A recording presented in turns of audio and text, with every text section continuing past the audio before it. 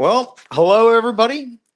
John, the traveling handicapper from my home in Hamilton, New Jersey. Again today for the holidays, we're going to spend it around, local with family. So um, today's show, be doing it solo, first time ever. So hopefully get the information across, and it comes across okay.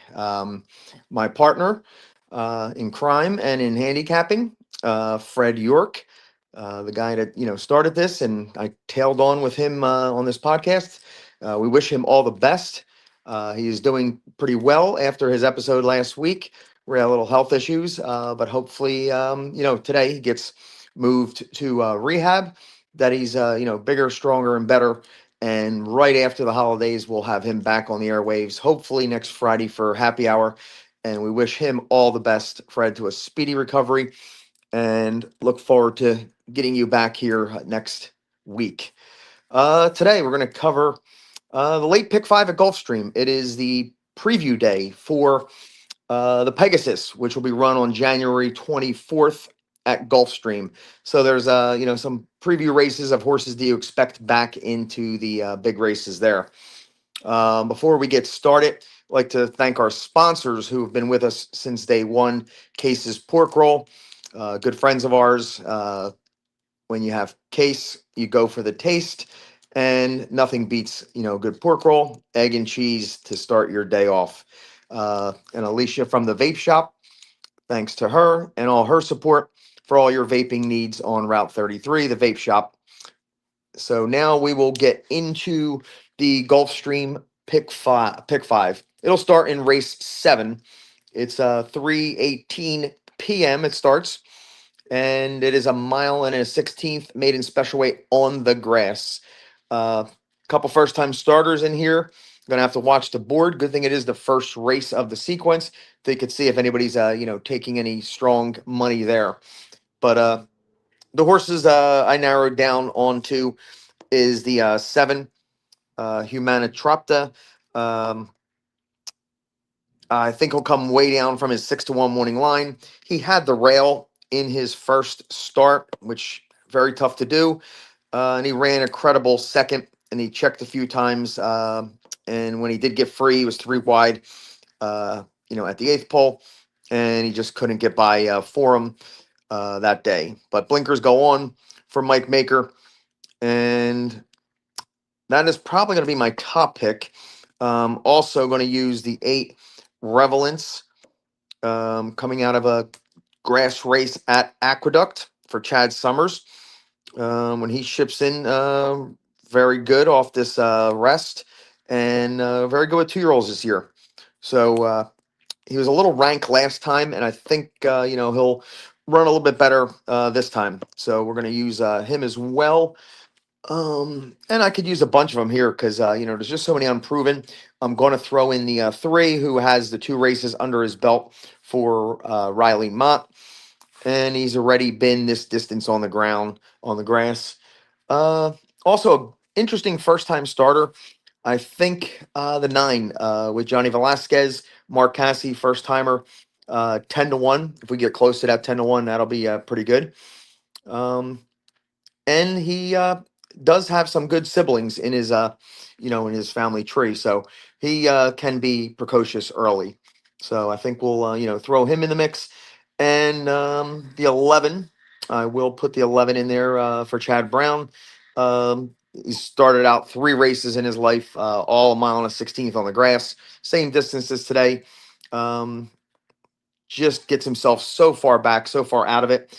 But maybe he'll be running to pick up the pieces underneath. But tough to leave Chad Brown and Flavian Pratt off your first race of a pick 5.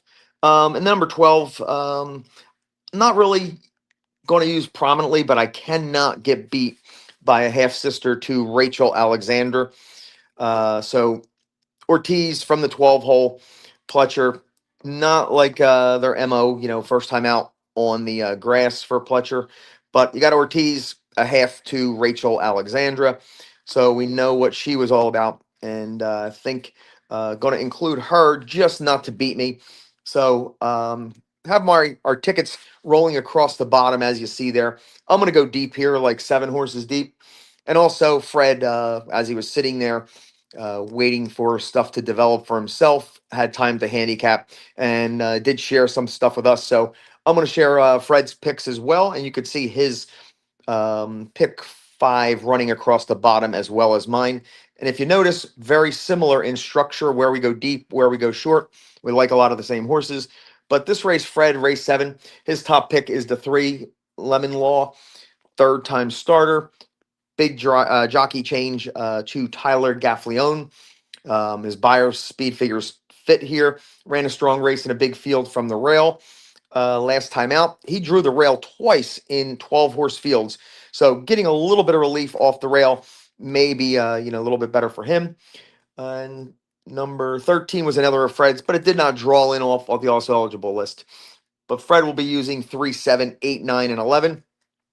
I'm going to go 7 deep here because I just these babies on the grass always throw a wrench into these pick fives. So I'm going to use 3, 5, 7, 8, 9, 11, and 12. Moving on to the eighth race. A little bit more manageable now that it's down to a field, 3 scratches. So it's down to a field of 6. So basically, this is where I took my stand here. I could use the 5 as well, but on my ticket, I'm going to single the 3. I think he's got a great, shot to win this race for Luis Ramirez. Trainer that doesn't have too many horses, but somebody here that turning back a slight bit in distance here. His just numbers basically tower over the field. The ones coming off of maiden 12.5. This one has been running in 125 optional at Keeneland and Churchill Downs. So the class is there, the buyer numbers are there. The only one that scares me a little bit is the 5, which has some numbers that are very similar, but he's coming off 3 turf races in a row. And you go back to his dirt races, they were okay. He broke his maiden on the turf. So another one, the 6 is kind of slow, but does pick up Gaffleone for Safi Joseph. Just a Philly is another one that I know Fred is using here a little bit. He's going to use the 3 Lynn's Milky Way, the 5 Lost and Found, and he's going to throw in just a Philly as a little bit more coverage. But I think there's value other legs that we could catch, bigger price somewhere else. And in a 6-horse field, the fastest horse, I think maybe the best horse here, the classiest, take a stand and try to get through with him so I could spread other ways. Fred's top pick is the 3, also dropping in class, shortening up in distance, what I just mentioned. Race 3 back would have done the job in this, easily defeating this field. And his long shot play to look at got scratched, so to 7. So I will single the 3 and take a stand here in a short field that this one here is the one to get me to the next leg where I can go a lot deeper. Moving on to the 8th race, the Shawnee River, a 1 mile on the grass. It's a preview for the mile turf race the day of the Pegasus. So now Fred's top pick here is the 2, moving on up. It's his best bet of the day. So he's going to lean heavily on the 2, moving on up. Number 1, Prime Power by 6 points. And we know how Fred loves Briz, and we all love the Prime Power. When the Prime Power is at least 6 points better than its next competitor, it clicks at a 46% win rate. So the combo of Edgar Zayas and Safi, strong, the drop in class, and Zayas on board the last 2 wins for this horse. A lot to like there. Definitely a use for me, but can't hang my hat, totally on him there. He's only had 1 win in, what do you got? 2 wins in the last 6, 7 starts. Another one that Fred wants to use here is Feather Boa, the South African horse. Big rider switch to Ortiz here, getting Irad. Sets up his closing kick, but he will need a pace up front. And his last 123 U.S. late pace figure of 123 is the strongest in this field. So if he gets a little setup, he definitely will come running. I could just see this as a wide open race. The 1 horse 20-1. If we get anywhere near that, my guess it's going to be somewhere in the 8 to 10 to 1 range. If you go back and look at that video, He got trouble the whole trip down the back stretch, angled out, couldn't get free till the very end, and that was in a similar type stake race here, off of a slight layoff for Jenna Antonucci, stretching back out to a mile, has two wins at the distance, undefeated at Gulfstream, 2 for 2. A really must use 20 to 1 shot in the pick five. Maybe a horse also under for your tries and supers, a reverse try key with if you're getting anywhere near that price. Fred's horse, the two, moving on up, somebody that I would include. The four also I'm going to include for Jose D'Angelo, having a great fall, great Breeders' Cup. And my top pick might be the five, Aussie Girl. Somebody, um, Bill Walden, ran with the likes of A.G. Bullet, and the race that he ran with the Matriarch, grade one on the grass, Sacred Wish, Gia Romantica, A.G. Bullet again. And you can put a line through the dirt race at Aqueduct. Um, I put a line through that one because it was the dirt. He definitely prefers the turf. She does. And you put a line through that one. The speed numbers are right there. 4 to 1 might be a fair price. So definitely a must use there. Also going to throw in the 8 with Flavian Pratt. I don't think we're going to get that 12 to 1 morning line like for Safi and Pratt. But last week, ran last time he was here at Keelan, ran into Proctor Street, who could be a great, stakes placed horse, more of a stakes horse than that allowance three other than. That was a salty field. Proctor Street's pretty darn good. This horse reeled off 4 in a row prior to that. He had a no chance trip in that race. So when he did, make the lead, finally, they, swarmed him, but he did move into a fast pace, and he made that move just a little prematurely, and that's what got him cooked. But he did get passed by a Proctor Street who was odds on that day and looked every bit good doing it. So 12 to 1 with Pratt. Sign me up for that one. And Gus, and Fred's pick here, Feather Boa, also use if the pace gets hot. This one can come running, but I got a feeling it might be a little too far back from the outside post. So maybe a good under horse to pick up pieces. And moving on to the 10th race here, the Harlan's Holiday. Harlan's Holiday, as we mentioned yesterday on the happy hour broadcast, that Harlan's Holiday was one of the best Ohio breds in recent memory. And we have that one running at Fairgrounds today later in that 2-year-old race coming from the Ohio circuit. And we're going to see how they stack up on the Derby Trail. But this is in honor of Harlan's Holiday, who was a great Ohio bred. So this race here, you just got to figure out, is Skippy long stocking, is he done? Is this, going to be his last race? And they might say, you know what? Thank you, Skippy, for all the joy you've given us. 34 starts, 11 wins. He seems like the horse that can win all those grade twos and grade threes. But when he steps up against a grade one company, he never, runs his, best. He's just outmatched against those real grade one horses. But he goes around the country winning these grade twos and grade threes. So this really goes up, right up his alley. But the last two starts, the Whitney, you can't even count that with those Sierra Leone, Highland Falls, Disarm. They're the big guns right there. So he really, didn't belong there. 20 to 1 showed it. And he did, get out there, make that sweeping move around the turn to get the lead top of the stretch. But when they really started running, he folded up there. Last time, that's his favorite track, Charleston. He was, two-time defending champ.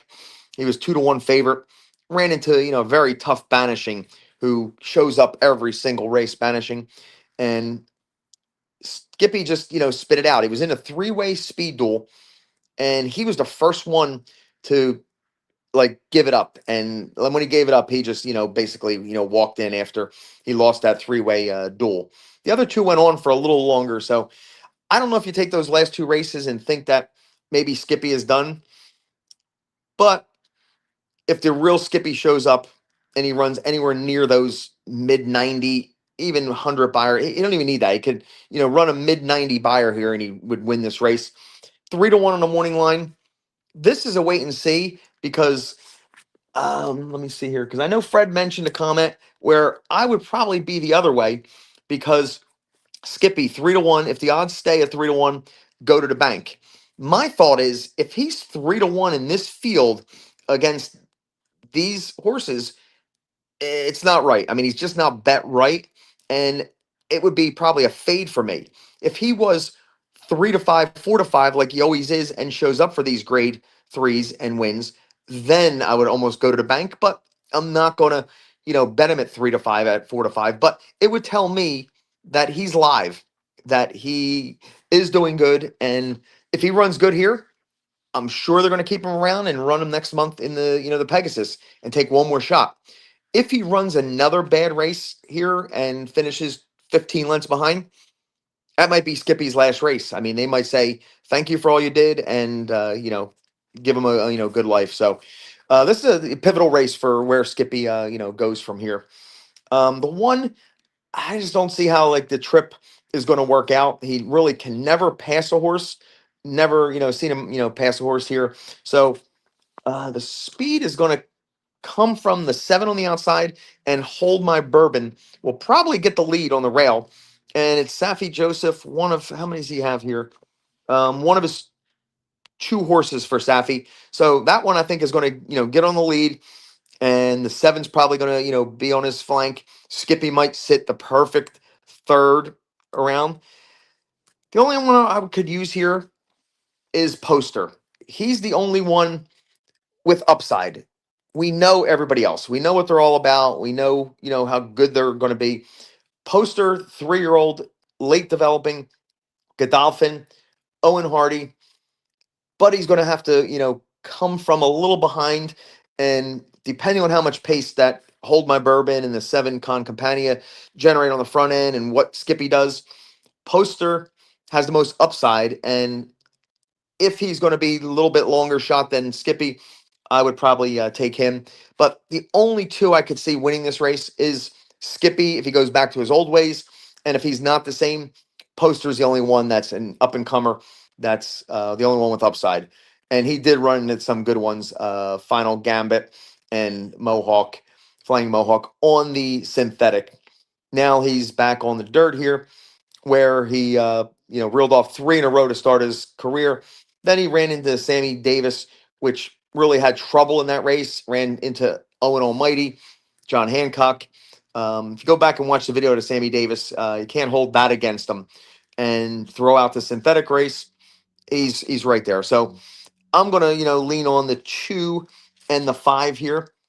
And Fred will do the same, the 2 and the 5, but he will throw in the 1, Hold My Bourbon. So he'll have both Safi horses and Owen Hardy to cover it. I'm going to lean on the 2 and the 5, thinking the only two that can win it. Now we're moving on to the last leg here. This is, as Peter Thomas Fortnell always says, how are we going to get paid? So we get to the last leg here. You like a little bit of coverage. This race, I know Fred is all about the 2-horse Wolfie's Dynaghost, Lone Speed, Lone E8 on Brisnet, and don't see anyone going with him. Really, there's no other speed in the race. Number 1 Prime Power, he is 46% win angle. Irad jumps on, and that will assure a clean, fast break. And I would think that he will be on the lead, probably by himself. But the last race was such an easy trip. We talked about that race. We covered it in one of our Friday happy hours.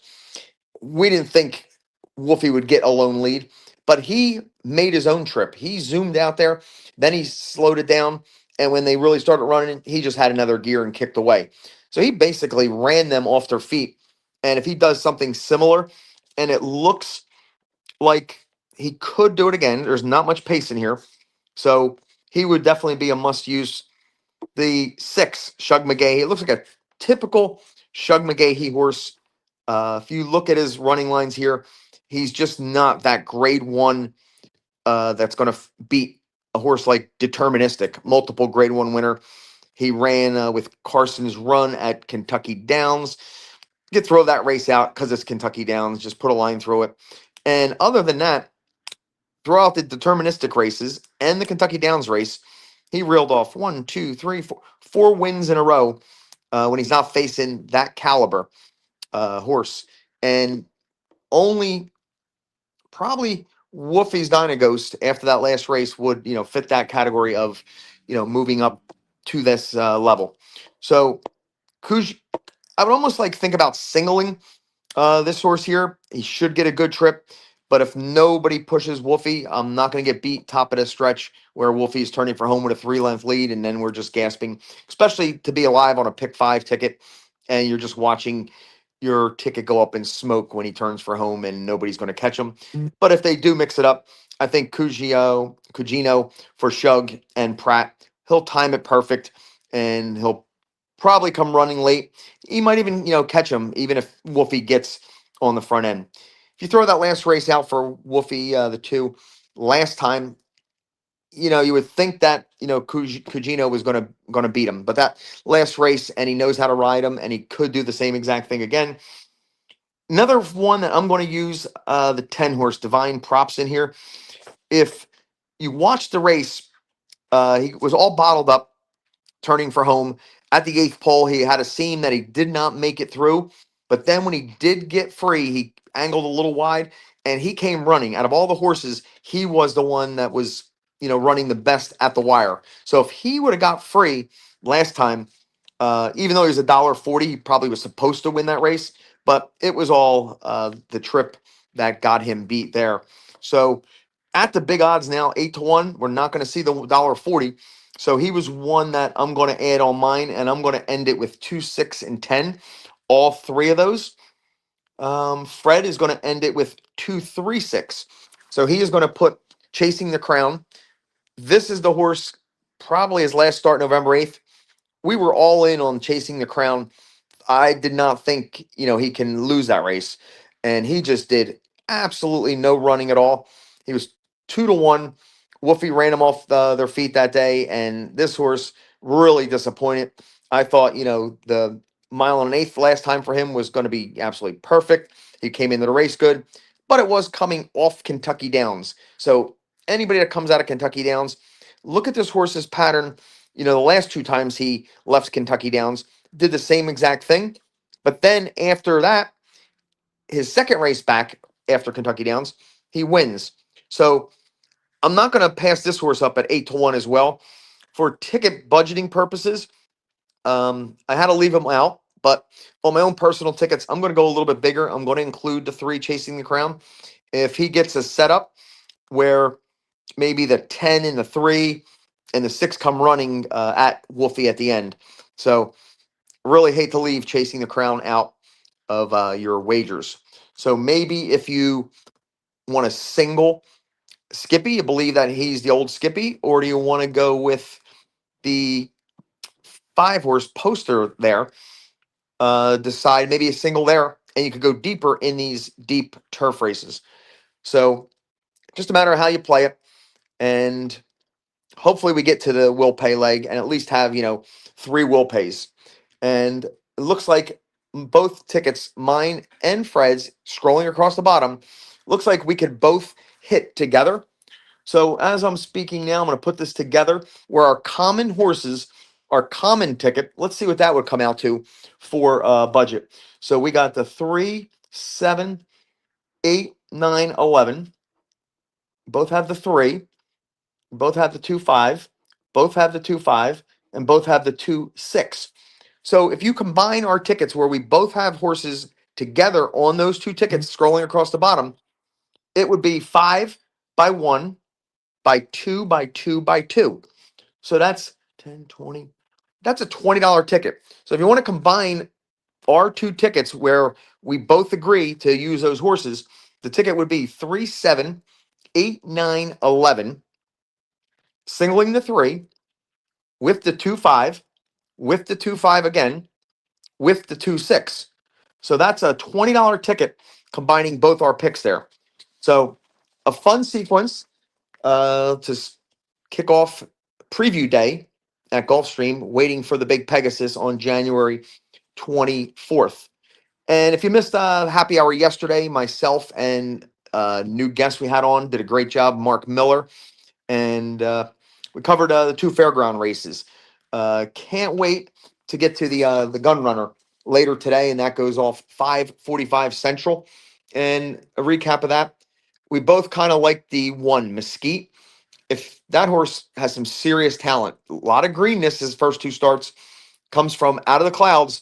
So that long fairground stretch should suit that horse perfect.